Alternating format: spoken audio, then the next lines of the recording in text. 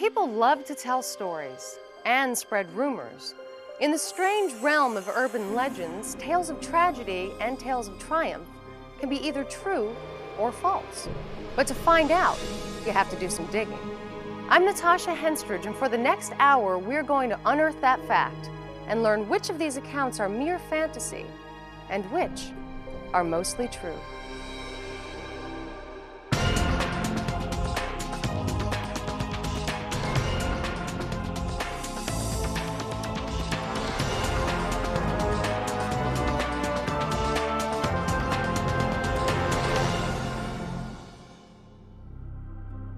One of the themes that makes urban legends so compelling is the idea that no matter how careful you are, there's always an unseen danger.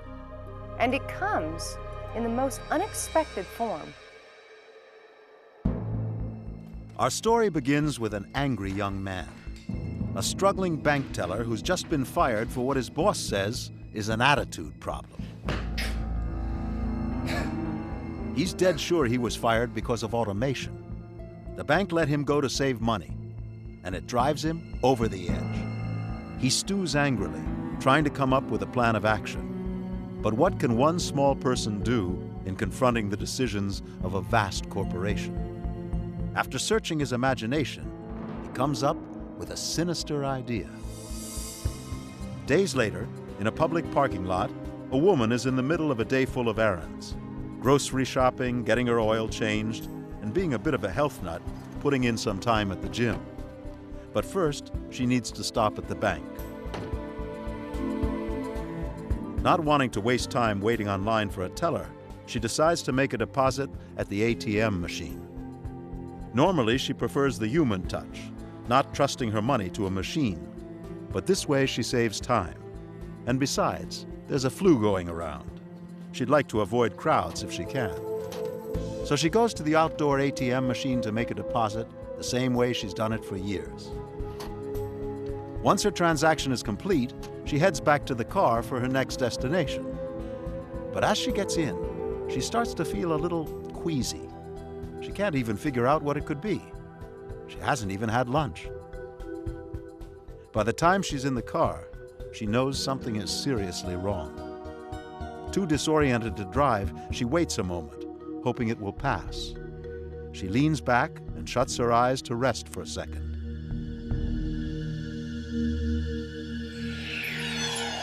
But she never opens them again. Instead, she loses consciousness, and there in the parking lot, she dies. Days later, the coroner's report reveals the cause of death: a lethal dose of cyanide. Traces of it were found on her lips and on her tongue. Somehow, she had consumed the deadly poison. But how? A short while later at the police forensics lab, you gotta look at this. An investigator makes a curious discovery.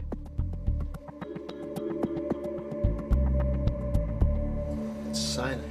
The cyanide was mixed with a mild adhesive, the kind of glue commonly used on stamps and envelopes. The envelope used by the victim the day she died was tracked down and subjected to tests. Sure enough, it was laced with cyanide. This discovery leads to one chilling conclusion. The victim must have been murdered at random, because the killer would have no way of knowing who would use that particular envelope. And when police investigate other ATMs in the area, they find 6 more deadly envelopes. A twisted attempt at revenge by an angry employee? Or is this story pushing the envelope? While the story centers on paper envelopes, it took off in 1999 via email. And there's a reason why the tale resonates in modern society. It is an urban tale because we have the fact that there are strangers around, and those strangers are willing to commit a crime for which they have no victim in mind. In a version that I heard, for example, he was a former post office worker who was still disgruntled, and of course that fit with the envelope and the poisoning and everything. In each version, the victim is anonymous. It doesn't matter who specifically dies. And it's a chilling idea that goes back at least 6 centuries. We have tales even from the plague years where strangers who came to town were thought to have been poisoning the wells. And while those stories were medieval propaganda, there are plenty of true accounts where poison has been used to commit mass murder. In 1978, in the jungles of Guyana, religious leader Jim Jones convinced his followers to take poison and commit collective suicide, rather than submit to outside authorities.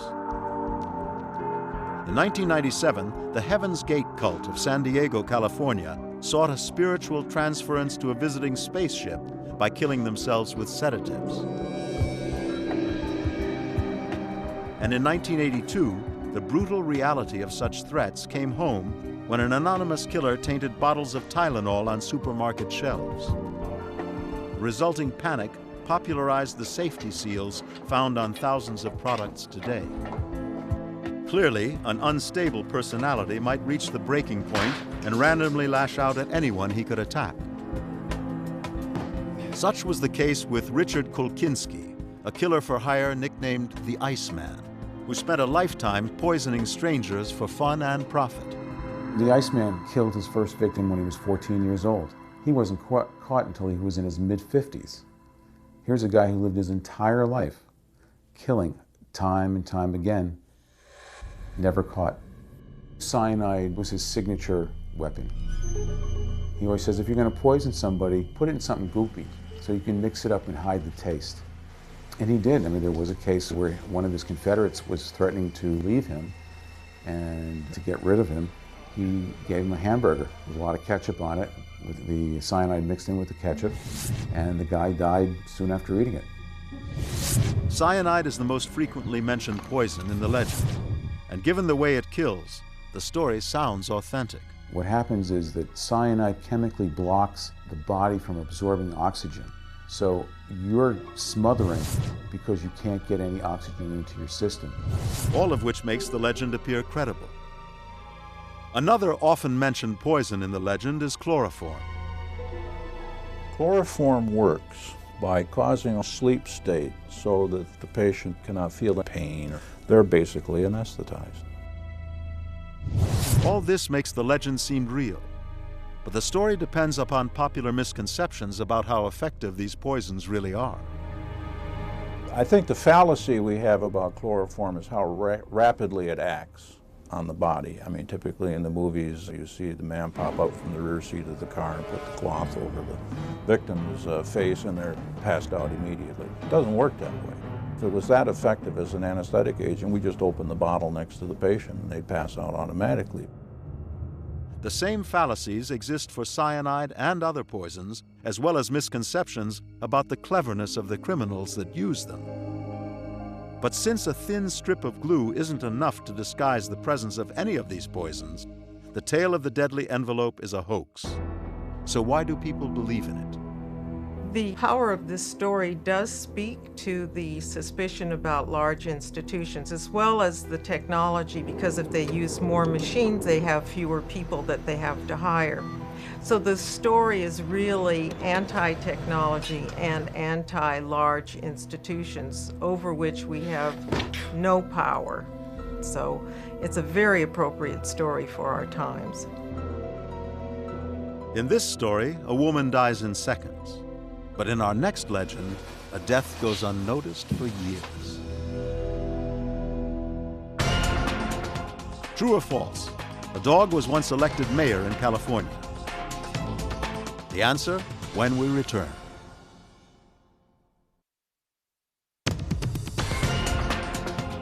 Was a dog once elected mayor in California? It's true.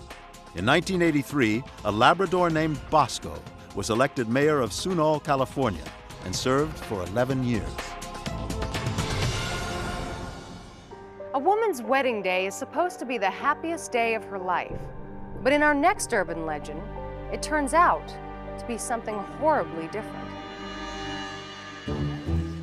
Our story begins with a young woman who is getting married in the garden of her grandmother's house.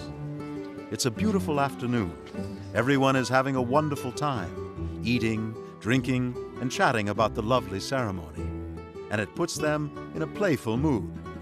Some of the guests join in a game of hide and seek, a family tradition. 3, 4, yeah, I'm gonna get you. 5. The bride knows the perfect hiding place, having lived in the house as a little girl. When she's sure no one is watching, she goes inside and runs up to the attic. Here I go. All right. Okay, I'm looking. She enters the dark, musty space, which hasn't changed in years, and then finds what she's looking for, Grandpa's old steamer trunk. They'll never find her in here. Elsewhere, the other guests continue the family game. Ha! Gotcha. Come on. But when the other hiders are all found, everyone begins to notice that the bride is still missing. Where is she? I haven't seen her. They search high and low, but no one can find her. After an hour of looking, they give up the game and declare her the winner. The game's over, come on out. But when they call her to come out, she never appears. Game's over. Hours go by, and everyone starts to worry. By the end of the day, they don't know what to think about the missing bride. Jenny, this isn't funny. Come on now. You can come out, sweetie. Then a rumor goes around that she's changed her mind about the marriage and run away. I think she was having second thoughts. Her bridesmaids confirm that she'd been having second thoughts. Do you know anything about this? That's what she told me too. I'm sorry. I can't believe this. Eventually, the party breaks up, and the broken-hearted groom is taken home. No one ever hears a word from the vanished bride. Years pass. Then, one spring day, the bride's sister gets engaged. She decides to wear an heirloom wedding dress, so she goes to her grandmother's house to pick it up. She heads up to the attic. Up there, she snoops around looking for the dress. She then happens upon the old steamer trunk. She opens the trunk and makes a ghastly discovery: the decayed corpse of her missing sister, still in her wedding finery. It turns out that when the bride hid inside while playing hide and seek, she propped the lid open with a can of paint, then climbed in. But as she lowered the heavy lid of the trunk, she slipped. The lid hit her square on the head and knocked her out cold. Now the gown is stained with dark splotches of dried blood. Equally horrifying are the bloodstains inside the lid of the trunk, caused by the bride's bleeding fingers as she tried to claw her way out. Just a tall tale? Or did a young woman actually play a fatal game of bride and go seek? It strikes a chord for those of us who were raised on hide and go seek, where you want to find a really good place to hide, and then you always worry, what if no one will ever find me? What if I'm stuck here? Jennifer? And like many urban legends, the story delivers not just familiar emotions, but a shocking image. You won. The game's over, come on out. The discovery of a corpse in a box, all decayed, and yet in a gown that is still in tip-top condition, is something that is so memorable you can never forget it. This creepy scenario is not new, and it may have originated in a 19th century ballad by Thomas Haynes Bailey, which concludes with a hide-and-seek bride locked in a living tomb. On the face of it, the story seems possible, because weddings involve an almost infinite variety of rituals, costumes, and games. Hide-and-go-seek is the least of them. But the more offbeat the ceremony, the greater the likelihood that something could go terribly wrong. Oh my God. Turning the happiest day of a woman's life into her last. You're in the prime of your life when you get married, and here you are being locked in a box at that very moment. The life is kind of snatched away from you. The legend traffics in claustrophobic fear. which is what makes stunts like this escape artist routine so entertaining. There's a natural horror we experience with the idea of being caught in a tiny trap. 1, 2, 3! Ladies and gentlemen, here I am in true Las Vegas fashion. Everyone is worried about being buried alive. And nowadays, when someone is buried, the mortuary always makes you check and sign so that you have officially said, yeah, the person is really dead. Even so, the horror stories of being buried alive are a reality. It certainly has happened where you find bodies, dead bodies certainly for the most part, in the trunks of vehicles, obviously on the roadways, highways. You find abandoned vehicles on a daily basis. There are some vehicles that are equipped with safety latches inside the trunk. They're just latches in case for some reason you get stuck inside your trunk, you can pull that latch and it'll release the door. But what really happens if a body were trapped for years in a trunk? Well, at the University of Tennessee, there's a school specializing in forensic anthropology, the study of long dead bodies. It's nicknamed the Body Farm. The Body Farm takes the study of human decay out of the lab and into the field. Actual bodies are strewn about a 3-acre area and placed in situations similar to those in which crime victims might be found. Cadavers are situated in car trunks, wrapped in plastic, left in direct sunlight, or buried at different depths. So given the precision these experts can bring to our knowledge of decaying corpses, does the account of the boxed-in bride ring true? If a person were locked in a trunk that was not airtight, there's a good chance that the person would die of heat stroke because it can get very hot in the trunk. If not, then I think several days would pass and the person would die of dehydration. There would be stiffening of the muscles, settling of the blood by gravity, and eventually the body would begin to break down or mummify depending on the environment. And that jibes with the story of the ill-fated bride. So is it true? Well, there are other details about this scenario the legend never addresses. I think somebody would certainly hear the person, and after death occurs, a few days later perhaps the person would begin to smell pretty bad, and that's a rather distinctive smell. But nobody smells anything in the wedding story. The corpse isn't found for years, a detail which renders the legend false. Still, it remains a powerful story, not only because of its shock value, but perhaps for a deeper reason. This urban legend is a metaphor for our fears about what happens when we get married. You get locked into something, you're trapped, or feel claustrophobic. And in fact, a certain part of you dies, so it feeds into that fear in some way.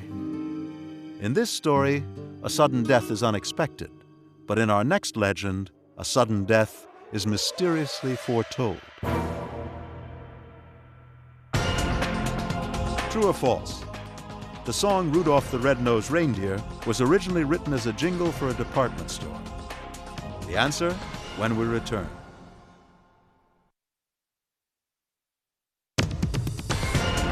Was Rudolph the Red-Nosed Reindeer originally written as a department store jingle? It's true. It was a promotional tune created for Montgomery Ward in 1939. Life can keep us so busy that there's no time for all the things that need to be done. And according to the following legend, if everything isn't taken care of in life, you may have to do it in death. Our story begins with a man who deals with issues of life and death for a living, a Catholic priest. One day, while busy at the church, he's surprised when an older woman appears. May I help you? She tells him that she needs his help right away. She explains that her son is very sick. It's for my son. She says she'd like the priest to deliver death sacraments to him before the day's end. My son needs his last rites before the end of the day. The priest doesn't understand how she can be so sure about this. But seeing that she's sincere, he agrees to issue the sacraments. He asks her for the information and jots down the name and address. Then when he looks up, she's gone. Weird. For a moment, he wonders if this were some sort of joke. But he puts that out of his mind and goes on with the rest of his day. Later, on his way home, he stops off at the house where the woman said her son was dying and in need of last rites. But when a young man answers the door, the priest learns that nobody lives there except the young man, and he certainly looks too healthy to require last rites. Well, why don't you come on in, Father? All right, thank you. Okay, so I'm confused, Father. Can you explain this to me again? The priest explains about the old woman. Then he notices something behind the young man. As a matter of fact, it was that woman on the mantle. It's a portrait of the woman who met him that morning. The young man is dumbfounded. That picture is a portrait of his mother, What? who died many years ago. That's the woman I had a very serious conversation with this morning. She pleaded with me to come here and administer the sacrament of last rites to you because you were gravely ill. Neither of them understand what's going on, but they both decide that the priest should issue the sacraments anyway. The ritual is short and dignified. In nomine Patri, et Filius, et Spiritus Sanctus. Amen. Afterwards, both of them somehow feel better about having done it, even if neither can explain what's happened. God bless you. The young man thanks the priest as he leaves. The next morning, the priest is busy back in the church. But as he looks through the morning paper, he makes a shocking discovery. The young man he visited yesterday has died of a stroke, and it had come as a complete surprise to everyone he knew, or at least almost everyone he knew.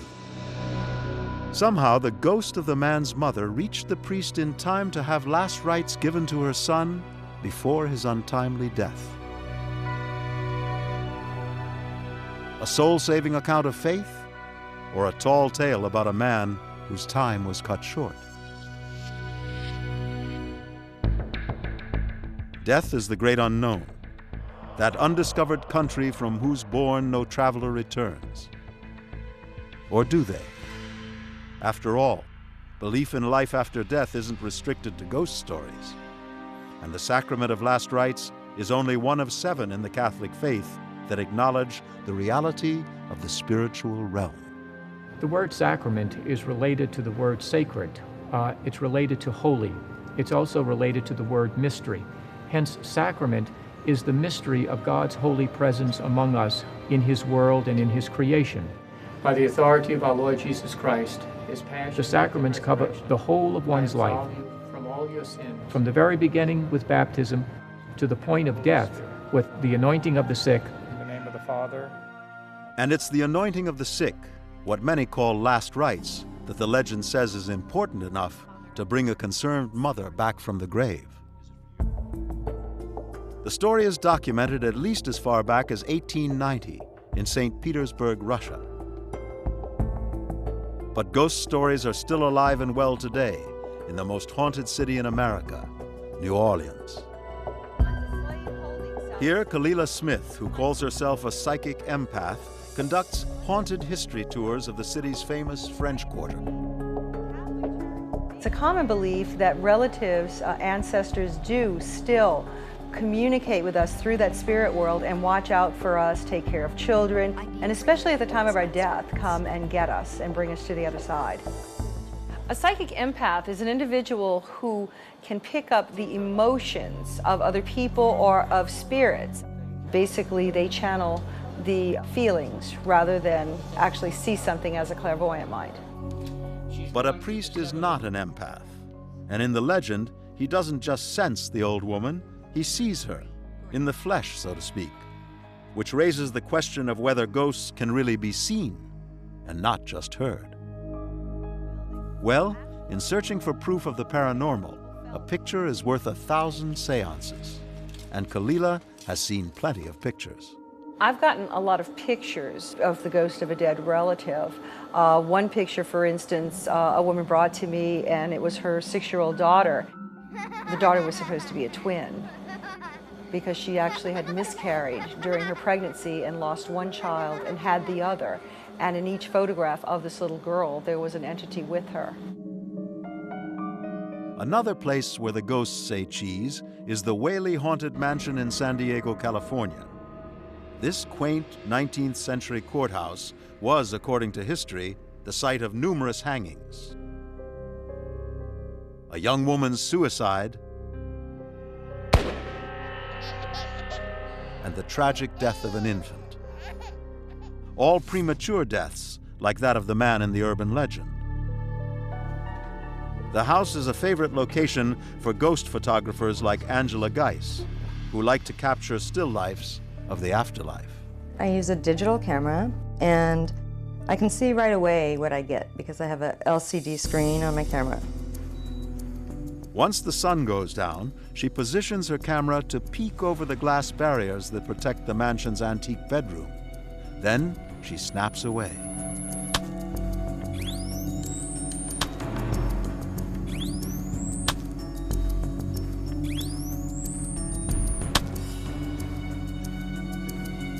What her camera reveals are orbs.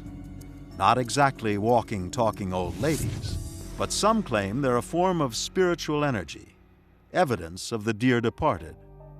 The camera captures other apparitions as well. Is this a woman reclining in a chair? Some believe these weird light patterns are created by the ghosts of the Whaley Mansion. But none of this proves the urban legend. Because there are two very concrete problems with the story. The first is that Catholic teaching recognizes the immortal soul, but not the existence of ghosts or earthbound spirit. The second has to do with who actually gets the last rites. The sacrament of the sick, which in former times was called extreme unction or last rites, that kind of designation strictly limited the sacrament to a person who was practically at death's door. The person had practically no chance of surviving or living. So we don't want to get into the situation of giving the sacrament to those who are well. It would be a rather unfortunate misuse of a sacrament of the church. If that's the case, then the legend is false. So why then does it persist? For the same reason many urban legends do. We want to believe it. The Ghostly Last Rites story is very uplifting because it does give us hope in a life after this life where death is not so final and eternal, where it is comforting to know that when you do pass on that you're going to see familiar faces of people that you loved. In this story, helpful news comes from beyond the grave. But in our next legend, the good news is beyond belief. True or false? Throwing rice at a wedding is dangerous for pigeons because it will cause their stomachs to explode. The answer, when we return.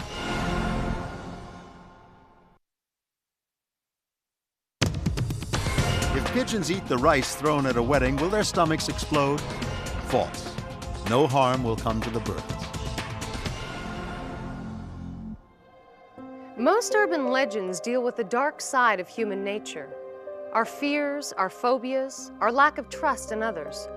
But here's one story that suggests that even in a city full of strangers, you can still find an honorable man. This legend is set in a place where you might not expect a grand act of generosity. New York City. In one small corner of this bustling metropolis, there's a pizzeria. On this day, one of the waitresses, Phyllis, hustles away the hours serving the lunch crowd. One of her regular customers is a police detective. Let's call him Bob, and he's a player of the lottery. After finishing up his usual linguine with clam sauce, he chats up Phyllis with his customary banter. Then he goes to pay the check. But he's a little short on cash. Darn, I forgot to go to the bank. He doesn't have enough for a tip. You know, don't worry about it. You'll give me next Phyllis tells him not to sweat it. He'll catch her next time. But Bob knows that's not going to fly. I'm gonna go buy a lotto ticket later. So almost as a joke, he tells her that he's headed over to buy a lottery ticket. He asks her to pick 3 of the 6 numbers he'll bet on. If he wins, he'll give her half of what he wins as a tip. Phyllis has heard a lot of them before. but never this one. So she bites. Right? Okay, let's see here. 7, 9, and don't know what, 21. She jots down 3 numbers for Bob to bet on, then wishes him luck. 28, 29, and 43. Keep your fingers crossed. I will. Good luck. Bob then heads across the street to buy the ticket. Meanwhile, Phyllis goes back to her daily grind until she knocks off at 5 o'clock. The next morning finds her back at the tables, setting things up for the lunchtime rush. Then, in walks Officer Bob, with a silly look on his face. Oh, hey, Bob. What? Did you come? Phyllis asks him what's up. And oh, by the way, how about the tip he promised? That's when Bob hands her the lottery ticket he said he'd split with her. It turns out the ticket just won him $6 million. Oh, my Phyllis can't believe it. She congratulates him on his win. But even more astonishing is when he tells her that, true to his word, he's giving her half of this is yours. That's $140,000 a year for the next 20 years. I'm going to keep my word. You're going to get $140,000 a year. Oh my God. No. No. A true account? Or is this story slinging something other than hash? The story originated in New York in 1984. In this particular urban legend, the man with the lottery ticket is a police officer, a type of person in our society that is associated, hopefully, with trust. And when this story is repeated, it reaffirms our views that someone in that position can be trusted, even when the stakes are very high. But is it credible that this Cinderella story would happen in the real world? Especially when you consider what hard-working waiters have to do these days for a standard 15% tip.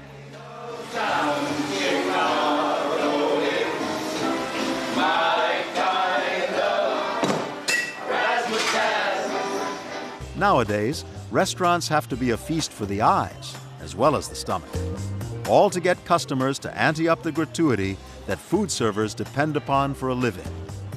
Some would argue it all indicates a lack of respect for the profession. And on the other side of the coin, in a world where food service has to double as a floor show to keep customers coming back, how credible is it that after all this effort, a waitress would accept a lousy $1 lottery ticket as a tip? Well, we decided to test this legend on a couple of waitresses and bring in our reality checker, Bob Harris, to do the field work. Now, this experiment won't take chemistry or physics. All we need is some hidden cameras and microphones and some lottery tickets, a couple of waitresses, and my own charming smile. After a nice healthy burger and some fries, we came to the moment of truth. I was afraid of this.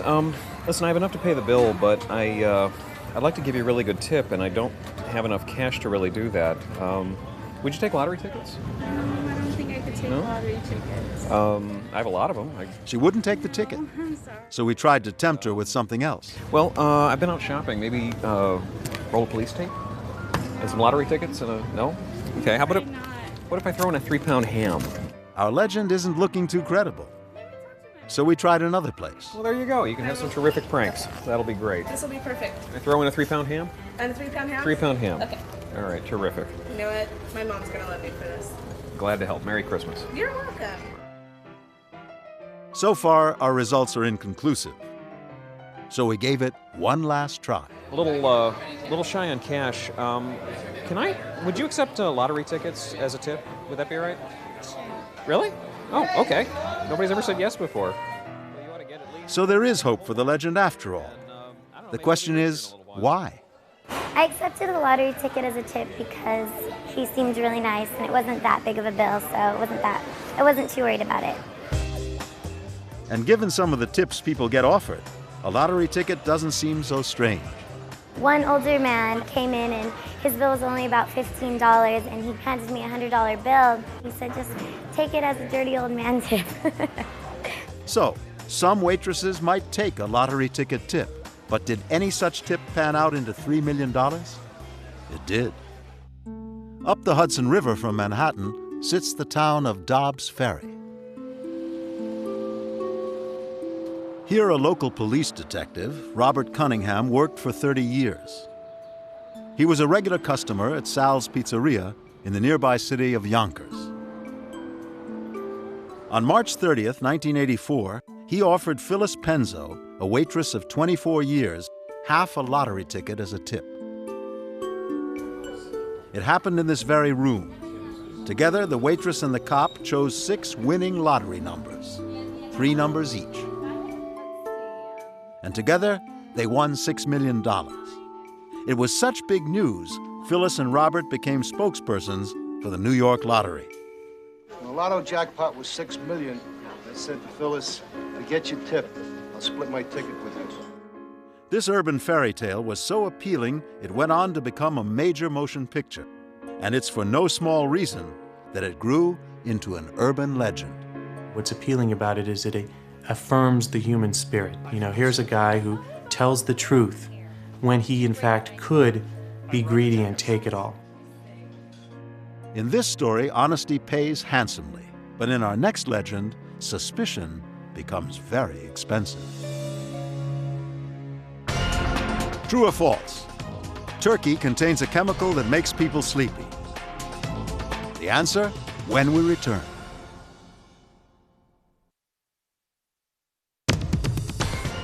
Does a chemical in turkey make people sleepy? False. Turkey contains tryptophan, which is a natural sedative, but in amounts too small to have an appreciable effect. There's a cynical cliche that says no good deed goes unpunished. That's never more true than in our following legend. This story is about a certain gentleman with a very attractive wife. Perhaps a little too attractive. She's always on the phone with somebody or visiting friends while he's away at work. Hey, I gotta get the door, okay? All right, bye. I'll get it. And being the jealous type, he constantly wonders what his busy wife is up to all the time. She's always on the go and seems to get along exceptionally well with other men.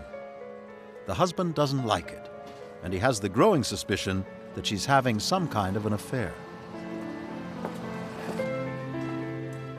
After months of wondering, he decides to find out for sure. He searches all of her personal belongings for evidence to confirm his suspicions. Certain that there's something going on, he checks every drawer, every item she owns, determined to prove that she's cheating on him. Then one day, after months of spying, he stumbles upon a bank statement among her personal papers. According to the statement, she's been making large deposits for many months, and just recently, she made a huge withdrawal. All without one word about it to him. What could she be up to? Then, a few nights later, he overhears her chatting on the phone. No. She talks about meeting someone at the house the next day at noon, while her husband is at work. Now, aware of her secret rendezvous plan, he decides to catch her in the act. The next day, he leaves work at lunchtime and stakes out his own house. By the time he shows up, his wife's guest has already arrived. The stranger's car is parked in the driveway, a pricey sports car, no less. The sight of it fills the husband with jealousy. But instead of storming in on them, he comes up with a plan for revenge. He calls up a friend of his and asks him to drive over with his truck, a cement mixer, to be specific. As the husband watches with fiendish glee, his buddy drops a full load of wet cement into the sparkling interior of the beautiful car. As the last drops of cement fall from the chute, the wife comes running out of the house. Oh my God, Kevin, what are you doing? Confident he's caught her red-handed, the husband moves to confront her. What do you think I'm doing? Baffled by what she sees, she demands to know what on earth he's doing. I've been taking care of business. Her husband barks back that he's just given her secret boyfriend exactly what he deserves. She looks at him in astonishment. Suddenly furious, she tells her foolish spouse that there is no boyfriend.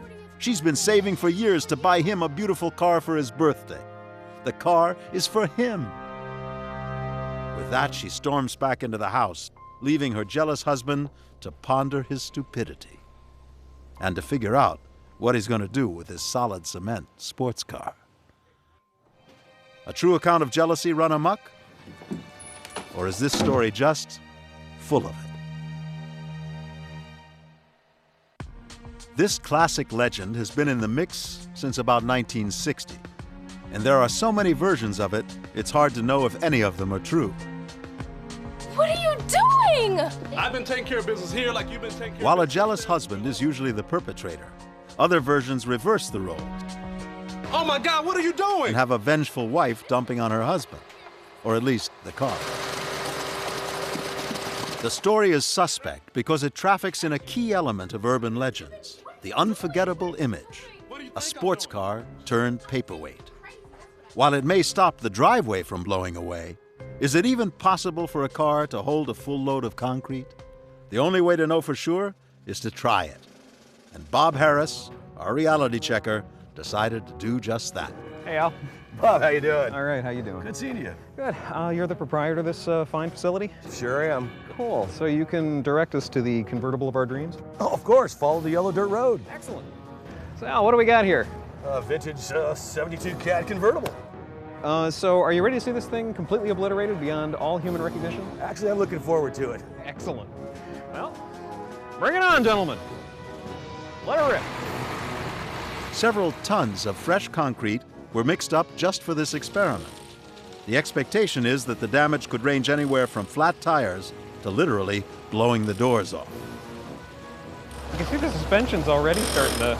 Concrete pours in, but amazingly, the car seems to hold it all together, suggesting the final image of the legend, a solid cement car, could be a reality.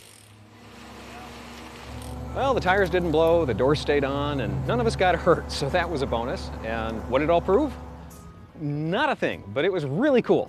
Actually, it does prove that it's possible to give new meaning to the words, fill her up. But would someone ever really do something like this? People behave in very extreme ways when they're jealous. Typically, jealous emotions are produced by insecurity within a relationship. People can stalk other people, listen in to their telephone conversations, invade their personal items, their email. Those types of behaviors can then escalate. At times, it can even become a violent manifestation of jealousy where people will kill someone because of their jealous fears. In the legend, the only evidence the husband has of his wife's infidelity is the car itself. But there are many other ways to investigate, short of destroying a pricey gift. One of the signs you want to check is check an odometer. If only on Tuesdays and Thursdays your spouse is driving an extra 20 miles, there's a red flag. The number one way to catch someone, if you get someone's cell phone bill, if they have a lover and they call the lover just once a day, in 30 days, that number might show 10, 20, 30 times. And if the cruel truth is discovered, just how far will people go to end a relationship on a nasty note? One clue is the fact that there's an internet service that will actually deliver packaged dog droppings to the home of a cheater, all gift-wrapped for the occasion. Talk about getting dumped. And there's even a service for hire in Los Angeles that will offer a professional touch to the business of calling it quits. Yes, hi. This is RevengeLady.com calling, and we've had a request from Kelly, your girlfriend. Apparently she found out all about Debbie in Kansas City, and she says that you can pick up your belongings. They will be in black plastic bags behind the 7-Eleven. But dumping a creep and dumping a load of cement on a new car are two different things.